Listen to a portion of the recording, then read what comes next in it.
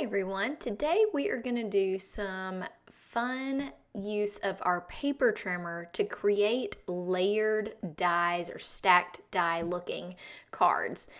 I'm going to use the All Too New Precious Peony stamp set because it has this curve to it. So if you have any type of floral stamp set that curves, you can make this work. So I'm using kind of a half circle on each side, and I'm going to stamp all of these the exact same. So I've got 4 pieces of 4.25 by 5.5 cardstock, so A2 cardstock, cut out of this gray from Gina K. I will link everything in the description, of course. Make sure if you haven't done it yet that you hit that subscribe and like button, and we'll get right into this video. So you want to take your cardstock, and I like using a stamp positioner because you can make sure that you're stamping each of these the exact same. So I'm lining, some people line theirs up with the corner. I'm lining mine up with the edge because sometimes I feel like I move things out of the corner, but also the shape of this stamp, you need a lot of room. And if you had that right in the corner, you couldn't get it right. You have all these measurements on the side too, which helps you find the middle of your cardstock. With this design, you want to be as precise as you can because everything is going to be lined up right. And so I'm looking at exactly where my middle is, and I'm going to line my stamp up that way too. Yes, it would be nicer if I had a shorter T-ruler. Make sure you click through affiliate links, and maybe one day I'll be able to buy myself a shorter one. And if you don't know what affiliate links are, they are links that give me a small commission but don't cost you anything. And I always put those in the description so that you can find the products that I'm using. I know that I'm being very particular about this stamp, but I know that parts of this, I just want it to have as much flower on it as possible, so I'm lining it up really well. Then I'm going to close the door of my MISTI and make sure it sticks to the door. And now, since we're heat embossing, so the plan instead of stamping this in anything else is heat embossing. So I'm going to put a ton of powder on this. And I know this is a dark colored cardstock, but I'm going to show you how to get this powder back off, so do not worry.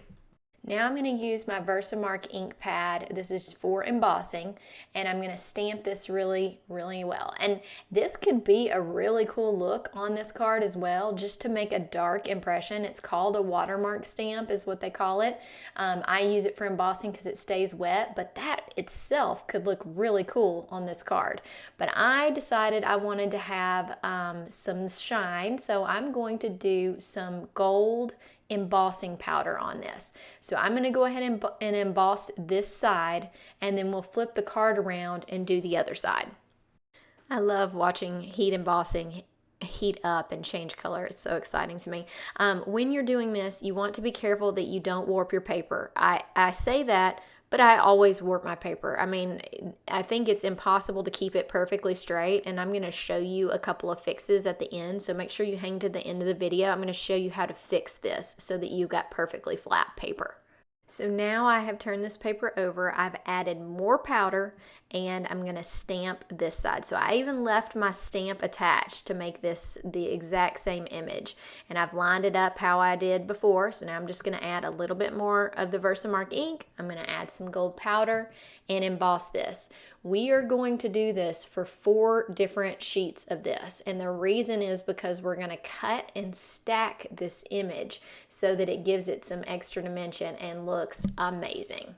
So one tip that helps keep your paper flat is that I'm putting this right back underneath those magnets on the second set of stamping, and my paper is still warm. So you see, it's pretty flat. It did a pretty good job. It's going to warp a little bit when I do the heat embossing, and I did redo my powder, but I can see a couple of little flakes of this embossing powder. So I grab a fine watercolor brush, actually it's my fine brush that I use just for embossing, and I'm going to pick those little flecks off because if you don't, they are going to make you have some sparkles. And this card to me is a very clean and simple look, and I don't want to have those little extra sparkles there, and I don't plan on putting any extra embellishments on it because I'm going to stack it, and it's going to be a pretty thick card as it is, so you can't really hide those very well. Make sure you get them off.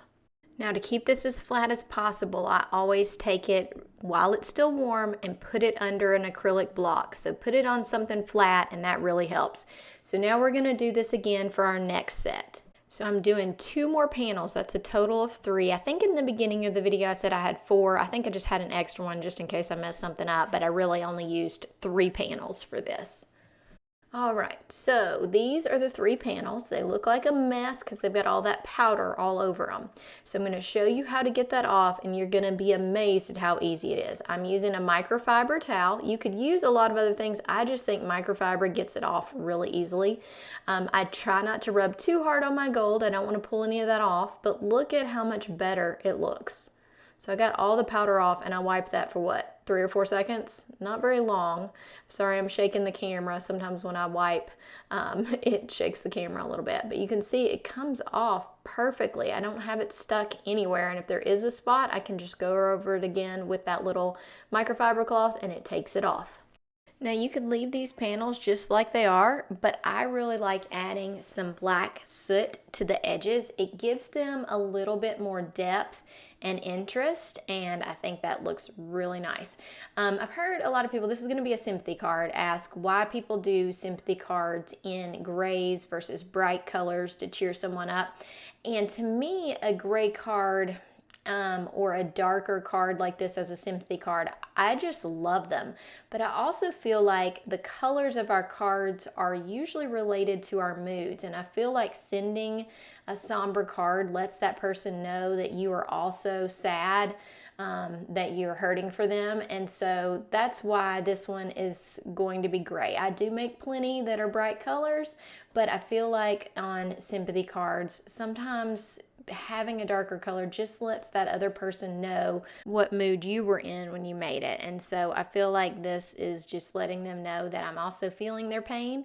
And maybe that's crazy and everyone agrees that they should be bright colors, but that is why I feel like doing gray or toned down cards. I actually feel like doing those more for people that I know than the bright ones, especially if it's someone that I know personally that is gone, or their mom. It seems to me lately it's a lot of times parents of friends, and they're people that I grew up with, and I want them to know that I am hurting too. I'm of course not hurting as much as they are, but I am hurting and I love them, and I want them to see that. Okay, and so you see here, slowly as I add small amounts, I don't go crazy on it, but as I add small amounts, you can see how the middle looks more like it's highlighted. And remember, some of these, the whole middle is going to be covered up, but I'm kind of taking these as each layer. So I'm trying to come in on these enough that when I cut them down, you're still going to have some of that darkness on the outside edge. Let me show you the difference in these two. So right here, I finished this one. I'm going to hold it up to one that I haven't put the ink on, and I hope you can tell a difference. I can, and I feel like it just makes it look even more professional. So I'm going to do this with the other 2 panels, and you could wait till you cut your panels apart and do this, but I want it to have flow into each other. And when I am ink blending, I get a whole lot more on the edge than I do as it goes in towards the center. So I'm just trying to keep these the same because I don't want my second layer or my second stack to have a super dark edge, or that takes away from the look of the stacked die cuts. So I'm trying to make it where it flows together, and I feel like going on and doing your ink blending ahead of time and getting it as similar as possible is really going to help you with that idea. Okay, so next you need some type of paper trimmer. I'm going to use the Works tool because it has such small increments and I can really see what I'm doing. I also thought it was a great way to illustrate it to you. So as I said, this is a 4.25 card. So to me, the easiest way is to go by fourths, okay, or at least the notches that are right here. So I want it to be even, so I'm going to cut off of both edges, and I'm going to cut off 0.25 off of this one. So I'm stopping it at 4. So I'm going to cut 0.25 off this edge, and then I'm going to flip it over and cut another 0.25 off. But that will make the image even. So if I didn't do that, then I would have kind of a lopsided, and maybe nobody'd notice, but I'm going to cut 0.25 off of both edges, which makes the total width of this 3.75. So 3.34, not 0.34, sorry, that's terrible. 3.3 3/4 or 3.75. Now the length of the card is 5.5, so I'm going to move it down to 5.25 and cut off, that's 0.25 off this end. And then I'm going to do the same thing on the other edge. So this dimension of this second layer ends up being 5 by 3.75, okay? So smaller than an A2, and you'll see how it looks stacked on the A2. So you can see that you're at 0.25 around all these edges, okay? So now we need to make our third layer. So for the third layer, it's still a full-size piece, okay? So when I put it up, this is what the second layer looks. Look how perfect it matches. Looks awesome. Okay, so let's grab our third layer. Now remember, we're starting off with a full size that we had before, which was the 4.25 by 5.5, okay? So we're going to have to take off our last layer. I'm going to pop it up here, was 3.75 by 5. So we're going to need to make this, if it's going to be the smaller layer on top of it, we're going to have to take off a half more than what we did last time. So we're taking this down. So the last layer was at 5. This one is going to end up being at 4.5. And so I am taking that off each edge to make it even. And then when we flip it over to do the other side, it's back at its standard size, which is 4.25. But if you remember, the last layer ended at 3.75, okay? So we need to take off a full half, so 0.25 on each side extra, and that will make this final layer 3.25, okay? So here we are. Still need to do a little bit more to get it down. So it's a little bit of a math problem, and I'm going to pop these numbers up, but using this type of board really helps you figure it out. And I'm going to show you what those 3 layers look like together because they look amazing. It looks like I've taken die cuts and done this versus me cutting them. So you just line them up, which will take a little bit of doing, but you line them up and they're gonna look amazing. I'm gonna put some foam in between and I'm gonna show you how I'm gonna straighten some of these out. Before you layer these together, I do need to put the sentiment on there, and I used this from the Versatile Vases set. It's called it just says With Sympathy, and I love leaving my stamps on their clear pieces like that, the clear acetate, and just holding them over the area to decide which one fits the best.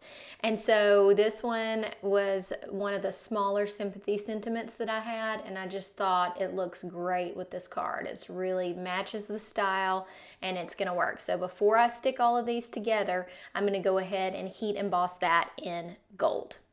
Now here's what you've been waiting for. If you have not found these things, then you need them. So the way that I keep my paper flat is using these double-sided adhesive foam boards from scrapbook.com. I'm sure other companies make them, but these are amazing. So I cut them down, and you can see on the back of these, I cut them smaller than the piece. This one, I even have it a little off center because I wanted to use an extra piece and didn't want to waste any parts of those because they are expensive. But this just makes it look, it gives it dimension, like you've put another foam tape on there. But the fact that that board is so hard and flat, it really straightens out your paper. I cannot recommend enough, and I will make sure to include those in the description, of course, with all the rest of the links. So I'm going to put this card together and we'll be about done today. So this foam has this second set of adhesive right here.